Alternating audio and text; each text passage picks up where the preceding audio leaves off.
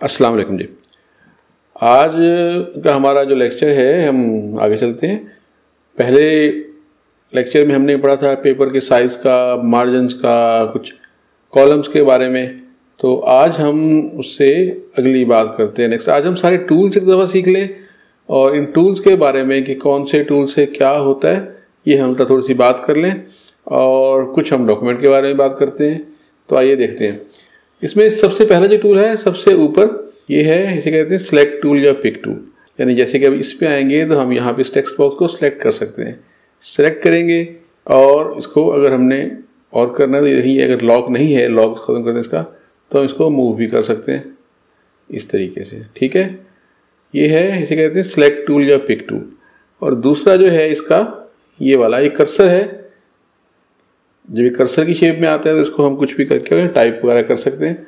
ठीक है, और जो दूसरी ऑप्शन है इसकी, जो हाथ से बना हुआ है, इसका मतलब ये होता है कि अगर हमने कोई पिक्चर इंसर्ट कर दी हुई है तो उस पिक्चर बॉक्स के अंदर हम इसको यूज़ कर सकते हैं। यहाँ पिक्चर हमने कोई अगर इसमें इंसर्ट कर दी, मिसाल के तौर पे हम एक पिक्चर इंसर्ट कर देते हैं। ये देखिए, अब अगर इस पिक्चर को हमने इसमें इंसर्ट कर दिया है पिक्चर बॉक्स में, तो इसको हम मूव कर सकते हैं। इस हैंड वाले शेप की जो ये आइकन, ये जो कर्सर का पॉइंटर इस हाथ की शेप में आ रहा है, तो ये इसलिए आ रहा है कि हम इसको यूज़ कर सकें और इसको हम टेक्स्ट बॉक्स के अंदर इसको हम मुख्तलिफ पिक्चर्स को मूव करने के लिए इस्तेमाल कर सकें। इसके बाद जो आप देख रहे हैं ये गोल सही बना हुआ एक निशान, ये पिक्चर सेलेक्टेड जो आपका आइटम है, जो पहले इसको सिलेक्ट कर लेंगे और इस सिलेक्टेड आइटम को हम घुमाने के लिए यहाँ पे जहाँ पे हम रखेंगे इसका कर्सर, ये क्रॉस का मार्क आ रहा है, जहाँ ये जमा का निशान उसमें कट आ रहा है दरमियान में, जहाँ ये इंटरसेक्ट कर रहे हैं, इस पॉइंट पे जो चीज़ होगी ये इस पॉइंट से घूमेगी। ये देखें, ये इसी पॉइंट से घूमती है। ठीक है, तो अगर आपने इसको यहाँ से इसी पकड़ेंगे तो ये इस कॉर्नर से ये तस्वीर घूमना शुरू हो जाएगी। ये देखें, जहाँ जिस तरह आप माउस को मूव करते जाएंगे वैसे वैसे ये पिक्चर बॉक्स पूरा जो है ये इसके साथ साथ मूव करता जाएगा। ठीक है, एक और तरीका भी होता है, अगर हम इसको यहाँ से वैसे ही कोई एंगल दे दें तो उस एंगल पे ऑटोमेटिकली एक ही दफ़ा में घूम जाता है। लेकिन अगर हमने मैनुअली कुछ चीज़ उसको रोटेट करना है तो फिर हम यहाँ से क्लिक करके और इसकी मदद से यहाँ पे चीज़ों को हम रोटेट कर सकते हैं। ये देखिए, ठीक है जी। अच्छा, ये जैसे जैसे मूव कर रहा है ऐसे ऐसे ऊपर लिखा हुआ भी आ रहा है कि ये कितने डिग्री इस पर, कितने एंगल, किस एंगल पर ये घूम चुकी है चीज़। अच्छा, इसके बाद ये दो जो चीज़ें, ये टूल्स हैं, दो टूल्स हैं, एक ही जॉइन करने का है, एक ब्रेक करने का है। तो इसको समझने के लिए तो वक्त चाहिए थोड़ा सा, लेकिन आज हम थोड़ा सा ब्रीफली इसको बताते हैं कि ये क्या है। ये टेक्स्ट बॉक्स को जोड़ने के लिए है और टेक्स्ट बॉक्स को अलग करने के लिए। तो पहले हम टेक्स्ट बॉक्स बनाते हैं। एक मिसाल के तौर पे ये एक टेक्स्ट बॉक्स है और इसी तरीके से ये एक और टेक्स्ट बॉक्स है, और याद है कि ये भी एक टेक्स्ट बॉक्स है जो हमने इसको मूव किया था पहले अनलॉक करके। ये देखिए, ये भी एक टेक्स्ट बॉक्स ही है और इसको हम दोबारा से अपनी जगह पे लाकर इसको फिर से लॉक भी कर सकते हैं ऐसे। ये देखें, ठीक है, दोबारा लॉक हो जाएगा। लेकिन इन दोनों टेक्स्ट बॉक्स को हम लिंक करने के लिए ये वाला टूल यूज़ करते हैं। अब जब हम यहाँ पे आते हैं तो इस पर क्लिक करेंगे और ये देखें, दो अलग अलग कलर्स इसके कॉर्नर पे नज़र आ रहे हैं। ये ग्रीन है और ये सियान कलर में। तो अगर इनको हमने आपस में लिंक करना हो तो जिसको पहले, जहाँ से हम टेक्स्ट हमारा चलेगा उसको पहले क्लिक करेंगे। अब यहाँ से आने के बाद फिर ये कहाँ, ये अब जैसे ही इसका लिंक डेवलप हुआ तो ये भी ग्रीन हो गया। इसी तरीके से अगर ज़्यादा टेक्स्ट बॉक्सेस हों, से एक और इसी तरीके से 2 3 4, ये देखिए, तो इसके लिए हम क्या करेंगे, फिर जब हम इस पर क्लिक करेंगे तो ये यहाँ से टेक्स्ट मूव करके इधर आ जाएगा। फिर यहाँ पे क्लिक करके इसको फिर हम इधर कर देंगे और इधर से फिर इधर और इधर से फिर इधर और फिर इधर से फिर इधर और इधर से फिर इधर। ठीक है, अब ये जो है ये यहाँ से टेक्स्ट शुरू होगा और ये यहाँ पर आएगा इस तरीके से। और इसी तरीके से अगर हम ये इसको उठा के ये यहाँ से ये इधर, अब ये इधर नहीं आ रहा, इसका लिंक हमने ब्रेक कर दिया। तो इस लिंक को ख़त्म करना है अगर हमने, तो हम इसको ऐसे करके ब्रेक कर देंगे।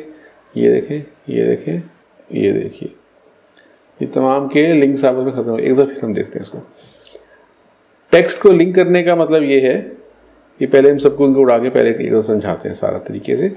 अगर हम एक डॉक्यूमेंट बना रहे हैं जिसमें कुछ तहरीर यहाँ पर आ रही है और फिर इसके बाद यहाँ पर एक कोई और चीज़ प्रिंट शुदा है पहले से, जिस कागज़ में प्रिंट करना है, यहाँ पे कोई डिज़ाइन बना हुआ है जैसे शादी कार्ड में आमतौर पे होता है, और हम उसने यहाँ से टाइप करना शुरू करना है और यहाँ तक आने के बाद हम ये टेक्स्ट किसी और जगह पर मुंतकिल करना चाह रहे हैं से हम जो है इसको, इसके बाद यह जैसे ही ख़त्म होगा तो हम इसको कहते हैं यहाँ पे आ जाइए सारा।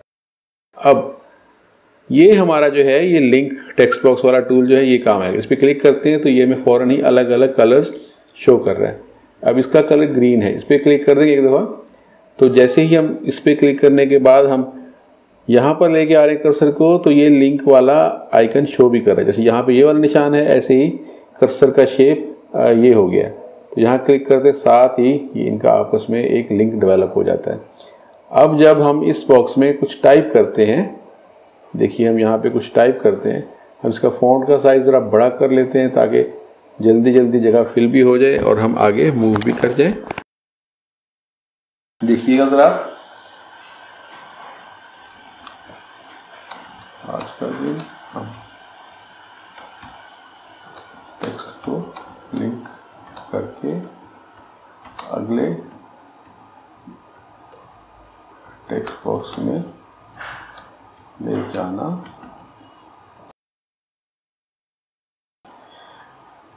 और अब जैसे ही इस टेक्स्ट बॉक्स की लिमिट ख़त्म हो गई है तो यहाँ से टेक्स्ट नजर आना बंद हो गया, जबकि ये लाल रंग की जो लाइन आ रही है शो कर रही है कि टेक्स्ट इस टेक्स्ट बॉक्स से ज़्यादा है, इसलिए इसमें नज़र नहीं आ रहा। ठीक है, तो अब अगर हमें ये ख़त्म करना हो टेक्स्ट बॉक्स तो हम इस पर क्लिक करके, और ये लिंक नज़र आ रहा है, इस पर हम क्लिक करेंगे तो ये हमारा ये इसका आपस का लिंक ख़त्म हो जाएगा। लेकिन टेक्स्ट यहाँ पर मौजूद है। अगर हम इसका पॉइंट साइज़ कम करें तो हमें इस टेक्स्ट सारा नज़र आ सकता है। ये देखिए, ये देखिए। तो इस तरीके से हम इस टूल को टेक्स्ट बॉक्स को लिंक करने के लिए और अनलिंक करने के लिए इस्तेमाल करते हैं। इसका एक बहुत ही अहम फ़ायदा भी है, वो हम बाद में उसको सीखेंगे। अभी हम सिर्फ टूल्स को समझ रहे हैं। जितने इस टूल बार में टूल्स हैं उन सबको ज़रा ब्रीफली समझ रहे हैं हम सभी, कौन से टूल्स हैं, क्या कर सकते हैं। तो नेक्स्ट इसके बाद जो है ये वाला एक एन नज़र आ रहा है, ये बॉक्स लिखा हुआ, ये है टेक्स्ट बॉक्स का टूल। इससे हमने ये टेक्स्ट बॉक्स बनाए हैं। इस टेक्स्ट बॉक्स में और ये एक टेक्स्ट बॉक्स ये होता है, इन दोनों में क्या फ़र्क है? तो ये कि ये टेक्स्ट बॉक्स जो है फिक्स्ड साइज़ का है, इससे टेक्स्ट बढ़ता जाएगा तो ये अपने आप इसके अंदर ये गायब होता जाएगा। ये टेक्स्ट बॉक्स की लिमिट यही रहेगी।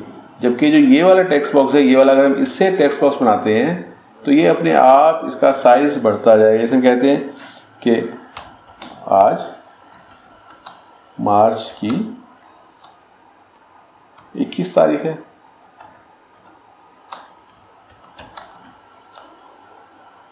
ठीक है, और ये साल 2021 है। हमने आज इन पेज में काम करना सीखा। टेक्स्ट बॉक्स से हम बहुत से फायदे हासिल कर सकते हैं। ठीक है, देखिए लाइन जैसी चेंज हुई है तो टेक्स्ट बॉक्स का साइज़ भी बढ़ गया है। और इसी तरीके से अगर हम इसका फॉन्ट साइज़ इंक्रीज करें तो ये देखिए टेक्स्ट जैसे साइज़ बढ़ता जा रहा है, वो बॉक्स से बाहर नहीं जा रहा बल्कि बॉक्स उसके मुताबिक बड़ा होता चला जा रहा है। तो ये हम इसको इस्तेमाल करते हैं टेक्स्ट बॉक्स के लिए कि जो ऑटो इंक्रीज टेक्स्ट बॉक्स होता है उसमें हम ये वाला टूल यूज़ करते हैं। अच्छा, अब इसमें मज़ीद जो है नेक्स्ट है इसमें वो ये है पिक्चर बॉक्स। पिक्चर बॉक्स के जो क्रॉस लगा हुआ है इस पर हम जैसे ही यहाँ पे ये बनाते हैं, जिस साइज़ की पिक्चर लगानी है उसको हम यहाँ पे इंसर्ट कर देंगे और यहाँ पर हम ये पिक्चर को सिलेक्ट कर लेंगे जो यहाँ पर आ जाएगी। अब ये देखिए कि इस पिक्चर को अगर हमने सेट करना है तो ये इसी कर्सर वाला टूल जो है इसी को सिलेक्ट करके इसको हम मूव कर सकते हैं। ठीक है, और अगर हमने इस बॉक्स के अंदर इस पिक्चर को सेट करना है कि बिल्कुल सेंटर में आ जाए तो यहाँ पर ये इसके कुछ दीगर टूल्स हैं। इसको अगर हमने इन्वर्ट करना है हॉरिजॉन्टली तो इसको यहाँ से क्लिक करते हैं, वर्टिकली करना हो तो ऐसे क्लिक करके इसको हम उसकी डायरेक्शन तस्वीर की चेंज कर सकते हैं। ठीक है, और ये तस्वीर को इस बॉक्स के इस पिक्चर बॉक्स के अंदर ही रोटेट करना हो तो ये मैनुअली कोई भी नंबर देके हम इसको ऐसे भी रोटेट कर सकते हैं। ठीक है, और इस तस्वीर को अगर हमने ब्राइटनेस वगैरह सेट करनी है तो यहाँ से ब्राइटनेस की बढ़ाई जा सकती है, से 20% बढ़ा दिया हम तो ये लाइट हो गया कलर इसका, और जिस तरह से बढ़ाते जाएंगे तो ये और ज़्यादा लाइट होती चली जाएगी।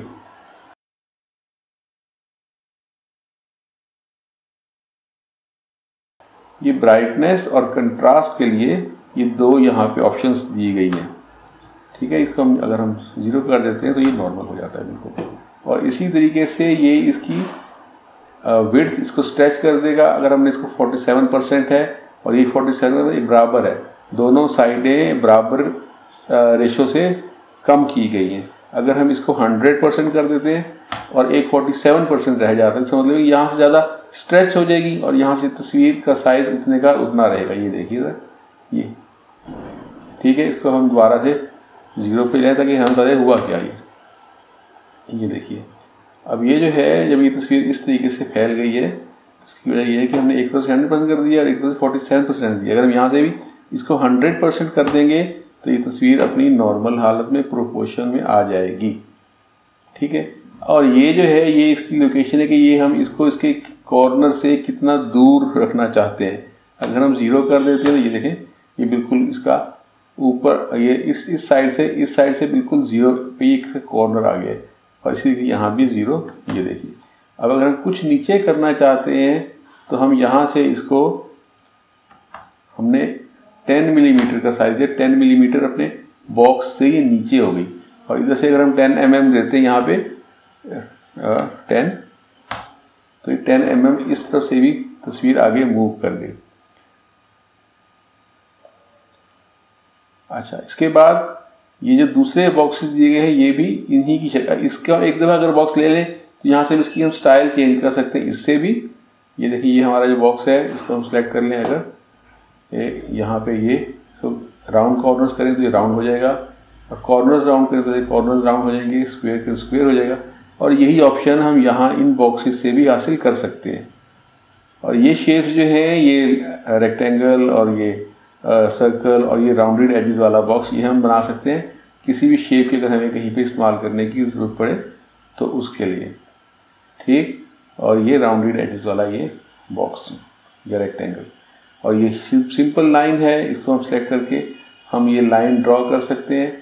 इसमें लाइन जो है हम ड्रॉ करेंगे तो हमें कर्सर प्रेस करना पड़ेगा, क्लिक करके कर्सर प्रेस करके ड्रैग करेंगे तो ये लाइन ड्रॉ हो जाएगी। ठीक है, अब अगर हमें एक ख़ास एंगल पे हमने लाइन बनानी है, सीधी नहीं बनानी, तो उसके लिए हमें शिफ्ट प्रेस करना पड़ेगा। अगर शिफ्ट प्रेस नहीं करेंगे तो ये एक ख़ास एंगल पर ही बनेगी, यानी या 0 डिग्री के एंगल पे या 45 डिग्रीज पर या 90 डिग्रीज पर। ठीक है, यानी 45 डिग्री का मार्जिन छोड़कर 45 डिग्री की स्टेप के साथ ये लाइन हम इसमें ड्रॉ कर सकते हैं। लेकिन अगर हम शिफ्ट प्रेस कर लेंगे तो हम जहाँ पर चाहें, जहाँ जिस एंगल पे चाहें हम लाइन ड्रॉ कर सकते हैं। ये देखिए, शिफ्ट प्रेस करके ये ऐसे हम जहाँ से चाहें इस लाइन को ड्रॉ कर सकते हैं। और फिर एक ये फ्री टूल है शेप का, इसके लिए हम इसकी भी बहुत सारे इस्तेमाल है इसका भी। देखें, अभी हमने ऐसे बनाया तो ये एक रेक्टेंगल बन गया, लेकिन जैसे ही हम इसकी किसी भी लाइन पे टच करके और किसी भी नोड, ये जिसकी नोड है इस पर हम टच करते हैं तो हम फिर क्या कर सकते हैं कि इसी नोड की मदद से हम इसकी जो शेप चाहे वैसे बना सकते हैं। ये देखिए, ये इस लाइन पे जहाँ पे हम सेलेक्ट करेंगे ये हमारे लिए बहुत ज़्यादा फ़ायदेमंद भी साबित होता है। कहीं हमें ज़रूरत पड़ती है, इसकी भी ज़रूरत पड़ती है, तो वो जैसे जैसे इसकी ज़रूरत पड़ा करती है हम वैसे आपको इसका बताएंगे कि ये हमारे किस किस काम आ सकता है। तो आज का लेक्चर इतना ही। मिलते हैं अगले लेक्चर में मज़ीद जानने के लिए कि इन पेज में हम क्या कुछ कर सकते हैं और कैसे कर सकते हैं। तो देखते रहिए। इसका जब आप लाइक और सब्सक्राइब कर देंगे, सब्सक्राइब से बेल आइकन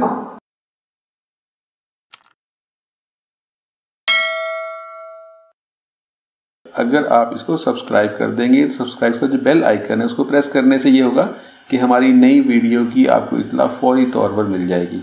तो प्लीज़ सब्सक्राइब भी करें, बेल आइकन भी दबाएं